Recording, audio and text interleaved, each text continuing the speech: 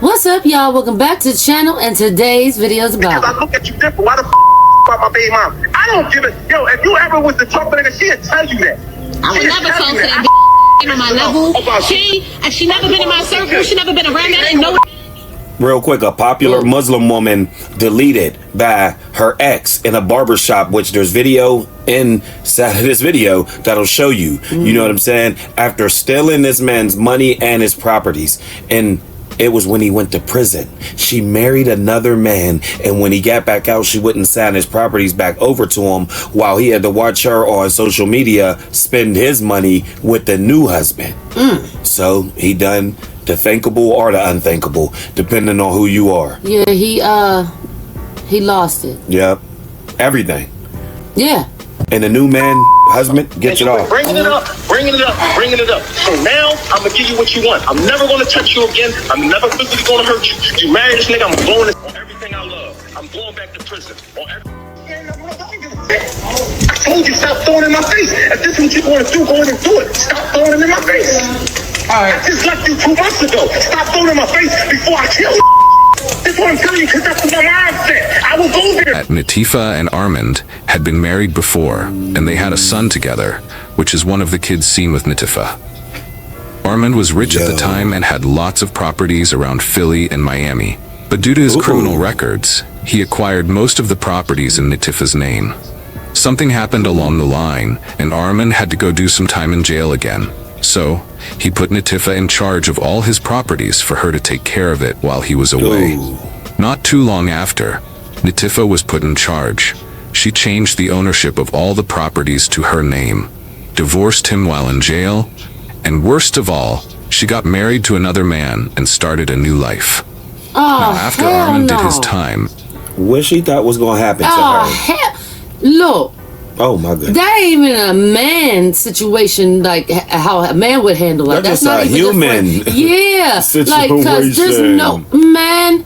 That is turned up juice fed through your IV, all straight to the vein, like fiend work, like instant. Got it, like lit. No way in the world anybody gonna be sane. Not at all. No, why? Oh my no goodness. Black. No, any other nationality is going to be sane. Nope.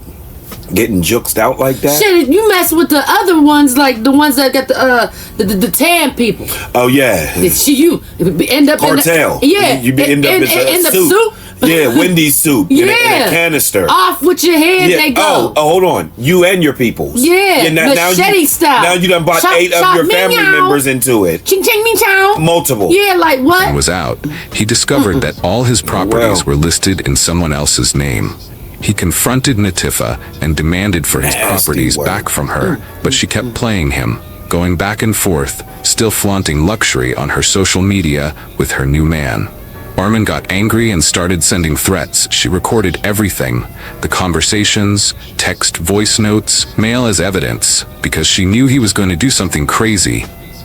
And she still didn't care about her life. I really do. But she didn't know when or where, until the day he traced her down to the barbershop where she took their son for a haircut and unlived her right in front of their shun. My question is, didn't he know the kind of woman he married, and why would he entrust everything to her? Is it love or what? We live in a world where it's hard to trust oneself, not to talk of trusting someone else, especially with money and luxury. Dear viewer, was it right or wrong for him to have entrusted all his properties to her? Are his reactions and actions justified? Why would he end a life due to materialistic things? No weapon, no suspects in custody. It was a crime that left more questions than answers. The barbershop on West Lehigh Avenue wasn't just a scene of tragedy. It was the epicenter of an investigation that quickly intensified. Natifa Wade's murder wasn't random, and police knew they had to act fast. But with no clear evidence to guide them, the clock was ticking.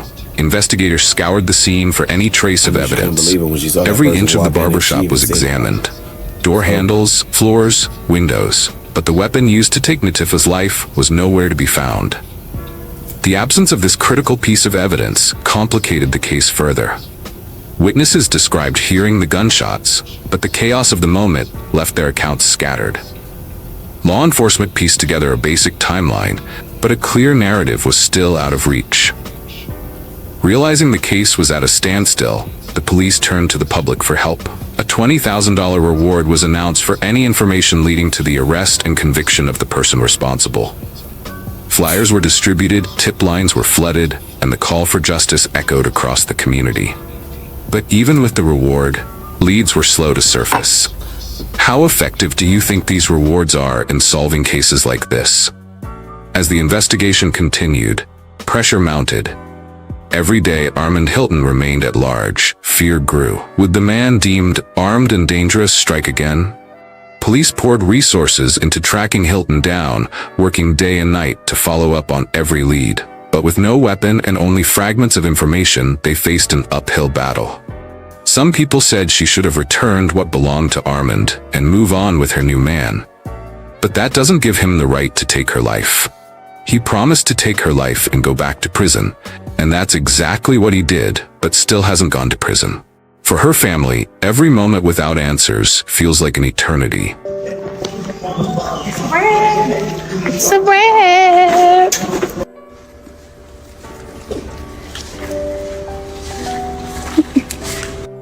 I just came ready to say my birthday is tomorrow. That's it. That's all I wanted to say.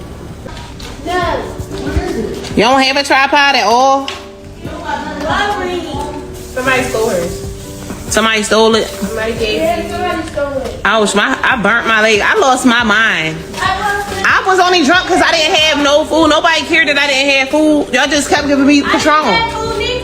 I didn't have any food all night long, and I paid all the money for that food. Philadelphia police have identified a suspect in connection with a deadly shooting inside a North Philly barber shop. 44-year-old Armand Hilton is wanted for murder, robbery, and related charges.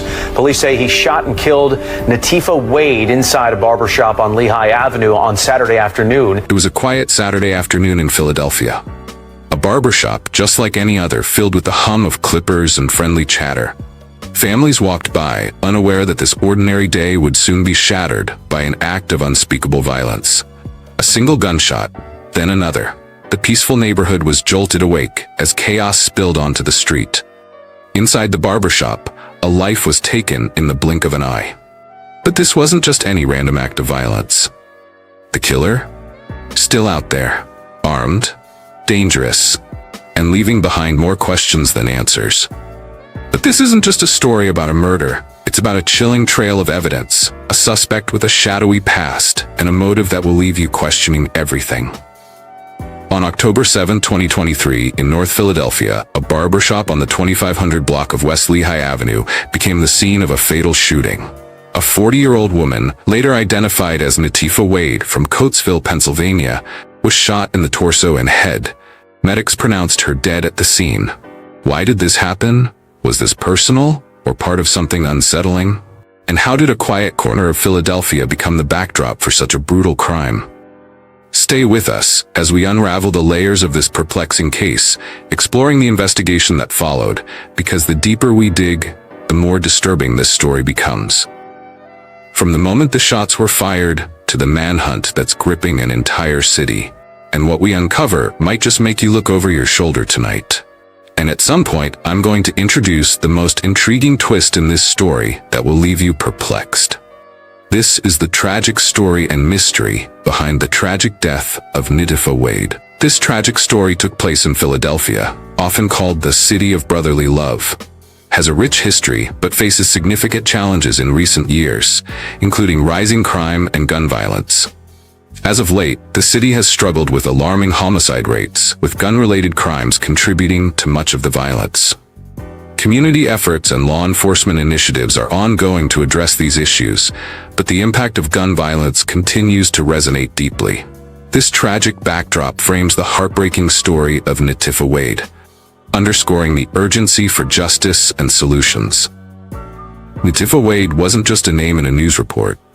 She was a daughter, a friend, a business owner. She hailed from Coatesville, Pennsylvania, a town southwest of Philadelphia. A devout Muslim, her faith was a guiding force in her life. She was known to be a kind and giving person. Her friends describe her as generous, hardworking, and full of life. According to her social media, she was passionate about helping people. She opened a home healthcare service for the Philadelphia community. She was the owner of a cleaning service, a herbs and spices seasoning shop, a hair extension business amongst others, and a little bit of real estate, which is a testament to her drive and entrepreneurial spirit. She was also a registered nurse and a mother to 3 adorable children. This detail alone adds a whole new dimension to this tragedy. Imagine the void left behind. What do you think is the hardest part for a family to endure after such a loss? She's always seen flaunting her wealth on her Instagram page, buying designer clothes, fancy cars, luxury vacations, and living her life to the fullest. But on that October afternoon, she wasn't at her business or on vacation. She wasn't at home with her family. Instead, she was at a barbershop on West Lehigh Avenue in North Philadelphia. Why? That's the question investigators and those who loved her are still asking. Why was Natifa at that barbershop on West Lehigh Avenue that day? That's a question that haunts this case. While details are still emerging, it appears she had accompanied a friend or relative. She wasn't simply a random victim. There was a connection, a reason she was there at that specific time. This wasn't a robbery gone wrong. It wasn't a random act of violence. This was something else. Reports began to surface suggesting a possible domestic element to this case. This information changes everything. It paints a picture of a situation far more complex and personal than initially imagined. This wasn't a stranger-on-stranger crime. It was something far more intimate, something that likely involved someone Natifa knew. This is where the story takes a truly disturbing turn. If this was a domestic situation, what led to such extreme violence? What could have possibly triggered such a devastating outcome? And who was the person connected to Natifa in such a way? These questions hang heavy over this investigation, and they form the crux of what we'll explore next. Don't go anywhere, because the next part of this story will leave you speechless. It was just before 2 p.m. on Saturday, October 7th, 2023. A typical weekend afternoon. But inside a barbershop on the 2500 block of West Lehigh Avenue in North Philadelphia, that ordinary day was about to be shattered. Imagine the buzz of clippers, casual conversations, the smell of aftershave, and then a single gunshot. Everything changed in an instant. What do you think would be going through the minds of the people inside at that moment? Share your thoughts in the comments. Witnesses described the chaos that immediately followed. Panic erupted. People scrambling for cover, shouting, the immediate realization that something terrible had just happened. Natifa Wade had been shot. She suffered gunshot wounds to her torso and head. The barbershop, a place of routine and community, had become a scene of unimaginable violence. This wasn't some distant event. It happened in a place where people gathered, a place that suddenly became a crime scene. It's hard to imagine the fear and confusion those present must have felt. Within minutes, first responders arrived at the scene. Paramedics rushed inside, but it was too late. Natifa Wade was pronounced dead at the scene. The time was just after 2 p.m. The barbershop was cordoned off, becoming a focal point for police investigators. The initial reports were sparse. A woman shot inside a business. No weapon recovered. No suspects in custody. Just a devastating loss and a growing number of unanswered questions. But amidst the initial confusion, a crucial detail began to surface. This wasn't a random act of violence. This wasn't a robbery gone wrong. This was something different. The police began to focus their investigation on the possibility that Natifa Wade was targeted. This changes the entire narrative. It suggests a motive, a connection between the victim and the perpetrator. What could that connection be? What could have led to such a brutal act? This new information creates a disturbing picture, a puzzle with missing pieces. And the answers, as they begin to surface, are more unsettling than anyone could have imagined. The question on everyone's mind was, who could have committed such a brutal act? Who would walk into a barbershop and take a life so carelessly? Then the police released a name, Armand Hilton. This changed everything. The investigation had a face, a focus. But who was this man? And what connected him to Natifa Wade? Armand Hilton, known by the street name Speedy, 44 years old, from Chester, Pennsylvania, became the prime suspect in Natifah Wade's murder. Details about his specific background are limited, but the crucial piece of information was this. There was a connection between Hilton and Natifah. Reports suggested a domestic element to the case, hinting at a relationship between the two. This wasn't a random act. It was something far more personal, far more disturbing. What kind of relationship do you think they had? The charges against Armand Hilton were severe: murder and robbery. This indicated that the police believed the motive extended beyond just the taking of a life. Robbery suggested another layer to this crime, perhaps a financial element. This detail adds another layer of complexity to the case, suggesting a possible motive beyond a personal dispute. The police issued a stark warning. Armand Hilton was considered armed and dangerous. A manhunt was launched. The urgency in their message was clear.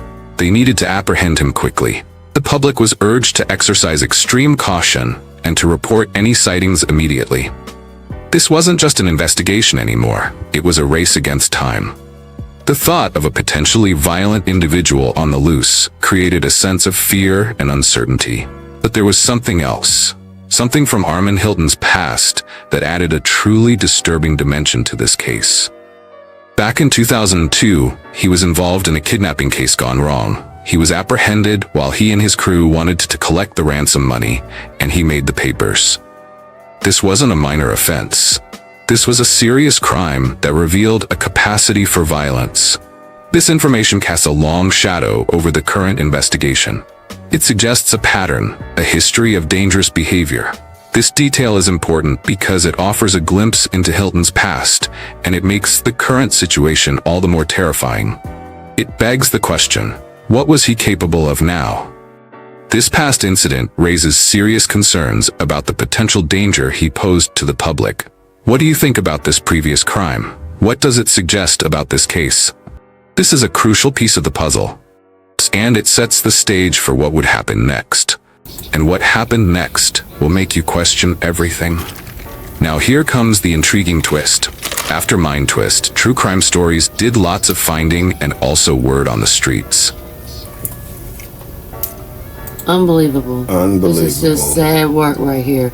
Like, all right, he asked, how do we feel about it? Do we feel it was justifiable? Man, savage do we feel work. that she was wrong for what she did? Hell yeah, she put her family in jeopardy, man, for material. Never did that. That was some weird work and money, right there. Yeah. Like, I mean, that's some monster behavior. And then was he wild? Like you said, they shared the equal work that was weird. Yeah, it just, they're equal on that. She just controlled on where it went. Yeah. They both done the same weird thing. She put the ball in motion. Yeah, but I said, oh no, I ain't giving you back nothing. Oh, okay, cool. And he responded divorced him and married another man? Yeah, that was a spit in the face. So guess what? She's dead. He's going to prison. Guess who gets all the assets now? The new husband that didn't even know her. Nothing to do with nothing. Not the kid. Her kids and all her daughters and them might lose out on the assets. Yep. That's because she's goofy. The husband takes claim of that. Yep. And now the kids, she got 3 kids. They might not get, I don't know. They don't got no And this is Pennsylvania, so. And the little boy just witnessed it. Yep. So he got to deal with a different trauma on top of him. All because she wanted the Brody Bros property and assets. And homeboy, he couldn't win for loss, and he called that shot though because he was in jail saying that, man, I'm coming back. I'm coming back. What do you mean? That's some shit. He gonna get out to come right back because he made that decision that that's how he was gonna handle it. Yeah. And she played around and didn't take him serious. Because he said, girl, you should have tried to bend up out. He kept asking her up out, and she kept playing him all right, come on, let's go down to the notary and sign my properties back over. Jamal, I got next week. Hey man, what's up, man? Let's go down to the notary and give me my properties back. Oh well, I was thinking, while you was in prison, you know what I'm saying? I held down a lot of this, and then you knew what it was when she said that. The heart started to beat oh my God. Trying to just rip She's him trying off. to swindle me. She didn't think he was ever going to get out or I'm going to have to murk. I'm going to have to. Because if she knew he was getting out, that's a different level of egregious. Yeah, she knew he was getting out. In the beginning, he said sign him over until his bid was over. Whatever he had to go and do. She is a whole she knew that. But I told you what it was. Monster. She felt that they was in her name. The only thing that could stop it was her being deleted. You can't go to no police or court by word of mouth and say, those is my property. She got them all signed over into her name. She actually had the pole position. Why? You know, that right there, she must have been under some voodoo dust or something. Nasty. It doesn't make any sense, for real. Like, she just basically killed herself. That was suicide. Suicide right there, all in a nutshell. Because wait for it. What person do you know that you could sit there and do that to? Think you gonna male play like that? or female? Absolutely not. That's why I be saying these women don't care about their kids. What? They don't even care about they self. Like, they wouldn't even you done know, you're not like going. that. You know, bodily harm's gonna come to you, right? Yep. Why? Quick, fast, in a hurry. What?